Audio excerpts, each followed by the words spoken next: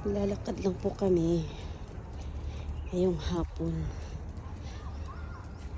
kasi wala akong ginagawa at wala akong amo. Naglalakad lang ng aso ang trabaho ko kaya hindi busy. Come on, Rosie. Yan, dalawa lang kami ng alaga ko binata, kaya may time ako maglakad-lakad ng matagal-tagal. Nakaka-boarding kasi sa loob ng kwarto. Ayan. Ganito ang paligid namin dito. Ang ganda. Puro green. Ayan na.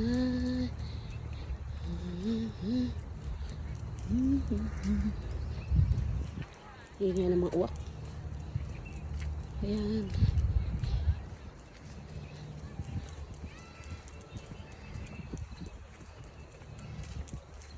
Where you want to go, Rosie? Rosie?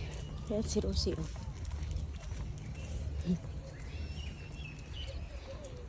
Ang sarap pa ng hangin. Biglang lumamig na naman. Nung isang linggo, ang init-init. Ngayon, lumamig na naman. Ayan.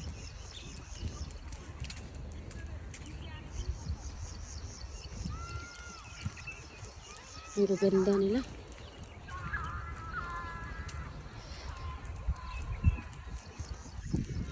Dito naglalaro sila ng crickets. Ngayon wala pa, mamayang gabi pa yan sila. Ganda ng park. Ayun, park ng mga bata.